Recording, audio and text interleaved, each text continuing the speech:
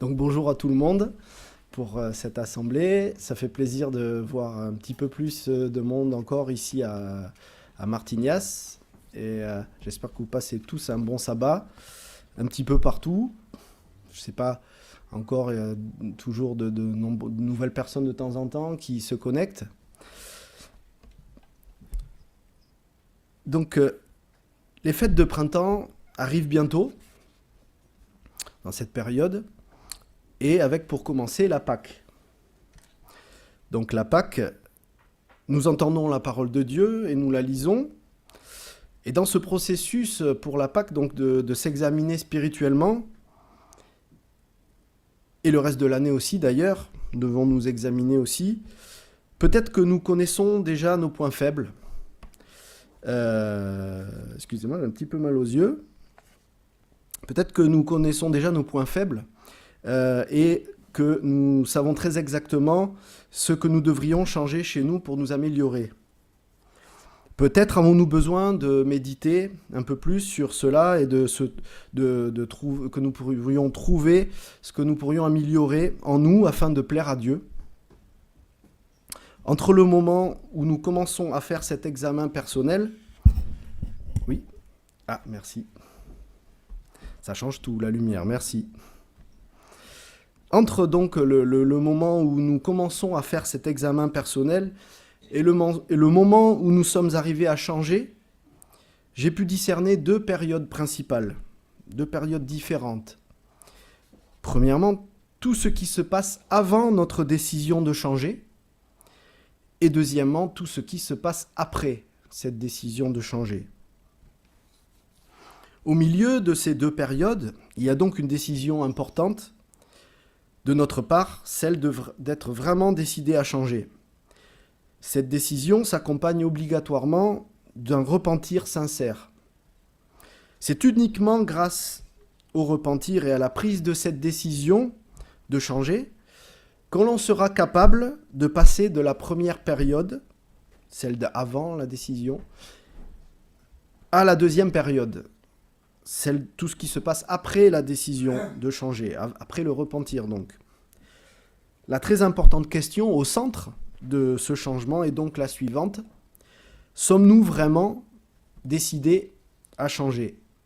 Sommes-nous vraiment disposés, même je dirais, sommes-nous vraiment disposés à changer ? Ça va être donc le titre de ma sermonnette pour aujourd'hui. Sommes-nous vraiment disposés à changer ? Pour commencer, nous allons donc voir ce qui se passe durant la première phase, la première période, donc tout ce qui se passe avant notre décision de changer. Donc premièrement, la phase ou période, vous pouvez l'appeler comme vous voulez, avant. Durant cette phase, on peut distinguer 3 points principaux. Premier point, s'examiner soi-même et non pas les autres. C'est le tout début du processus de changement et c'est pas toujours facile. S'examiner personnellement nécessite d'avoir du recul sur soi-même, de méditer sur ce que l'on devrait changer, toujours dans le but de plaire davantage à Dieu.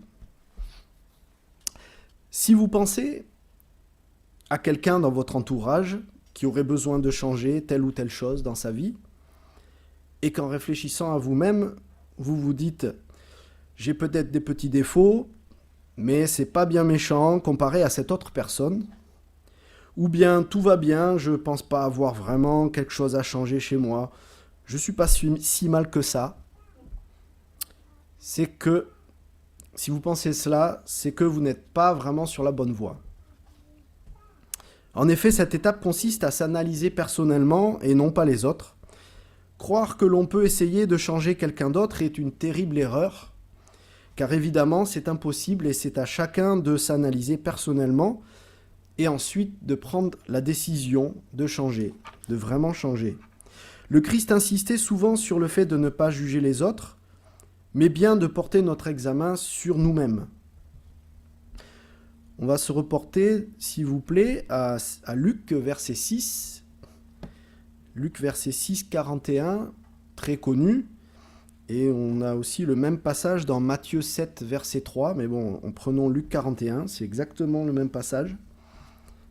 Ici, Donc Luc 6, 41, s'il vous plaît. Pourquoi vois-tu la paille qui est dans l'œil de ton frère et n'aperçois-tu pas la poutre qui est dans ton œil? Je trouve très intéressant ce verset. C'est très représentatif d'une certaine situation. Ayant une poutre, on va aller regarder toujours la paille de l'autre.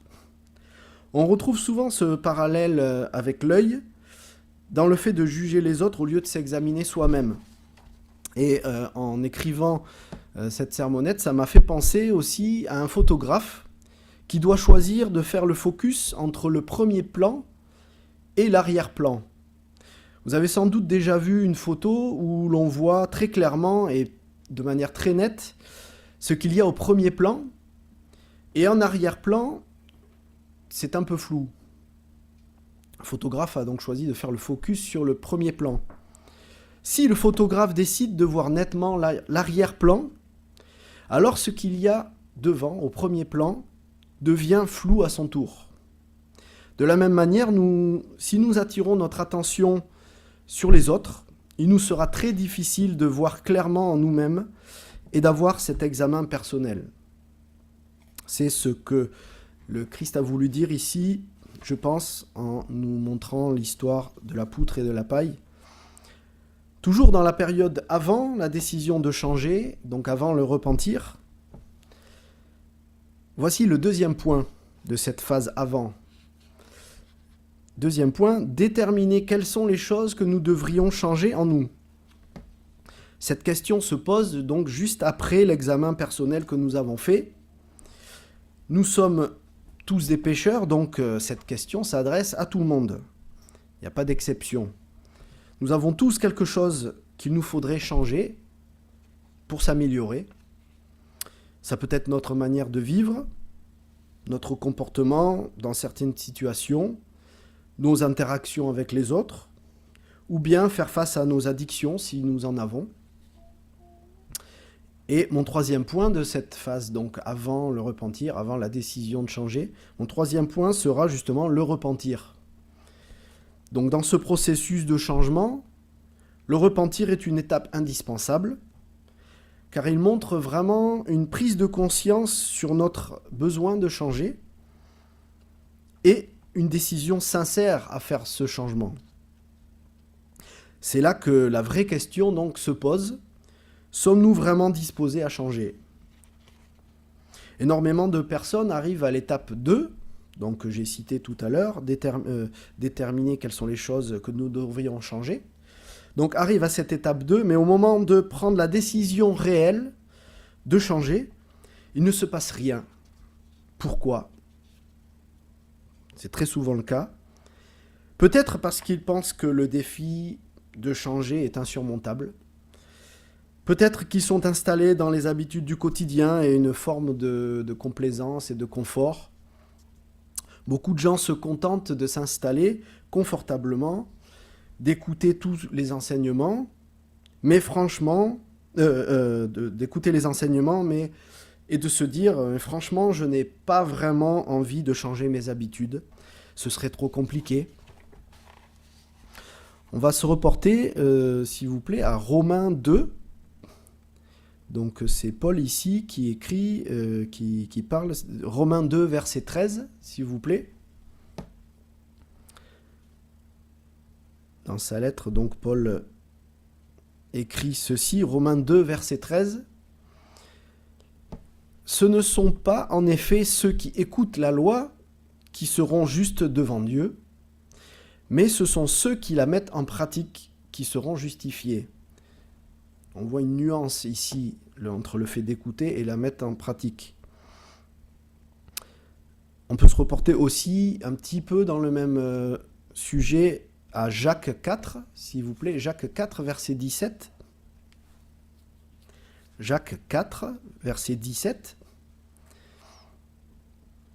Celui donc qui sait faire ce qui est bien et qui ne le fait pas, commet un péché. Donc ici, c'est le fait de passer de l'étape 2 à l'étape 3, de voir ce qu'il faut changer et de ne pas le faire. On peut voir que c'est un péché devant Dieu. Cette décision sincère de se repentir et de changer donc est primordiale pour notre salut. Une fois cette décision prise, nous arrivons à la deuxième période, donc la deuxième phase que j'avais nommée tout à l'heure, tout ce qui se passe après cette décision, après donc le repentir. Une fois arrivé à ce stade, que faire? On a pris la décision, mais maintenant, on a pris la décision de changer, mais comment y arriver? Et que faire? Là encore, j'ai décomposé en 3 points. Premièrement, s'armer spirituellement pour surmonter le défi. Donc pour ça, il va falloir utiliser tous les outils que Dieu nous donne. Vous les connaissez, ça va passer par la prière, le jeûne, l'étude de la Bible, de tout ce qui est la parole de Dieu, et le Saint-Esprit va nous y aider aussi. Et deuxièmement, donc point numéro 2, se fixer des objectifs à court terme, moyen terme et long terme, selon le but à atteindre. Parce que ce point ne va pas forcément s'appliquer à tous les cas de figure. Tout dépend des changements que l'on veut faire. Mais par exemple, dans le cas de quelqu'un qui a une addiction, ça va nécessiter des efforts continus sur une longue durée. Donc le fait de se fixer des petits objectifs peut vraiment aider. Et il sera alors bien de faire aussi de temps en temps un bilan pour voir si nous avons pu atteindre les objectifs. Troisième point, donc, dans cette phase toujours après. Troisième point, tenir bon et persévérer jusqu'au bout. Tenir bon et persévérer jusqu'au bout. Une fois avoir changé, il va falloir garder le cap et ne pas revenir sur nos mauvaises habitudes. Nous pouvons demander à Dieu de nous donner plus de sagesse pour y arriver aussi. Je vous propose maintenant, pour terminer, de voir rapidement l'exemple d'un personnage dans la Bible qui a choisi de changer sa manière de vivre. Il y en avait plusieurs, mais j'ai choisi cet exemple. Une personne, donc, allons voir dans Luc, c'est la parabole du fils prodigue. Donc, selon les versions, c'est appelé aussi le fils perdu. Donc, allons voir, s'il vous plaît, dans Luc 15, versets 11 à 21. On ne va pas la lire en entier, c'est la première partie qui nous intéresse. Donc, Luc 15, versets 11 à 21, s'il vous plaît. C'est le Christ, donc, qui parle ici. Il dit cette parabole. Il dit encore, au verset, donc Luc 15, verset 11, il dit encore, « Un homme avait 2 fils. Le plus jeune dit à son père, « Mon père, donne-moi la part du bien qui doit me revenir. » Et le père leur partagea son bien. Peu de jours après, le plus jeune fils, ayant tout ramassé, partit pour un pays éloigné, où il dissipa son bien, en vivant dans la débauche. Lorsqu'il eut tout dépensé, une grande famine survint dans ce pays et il commença à se trouver dans le besoin.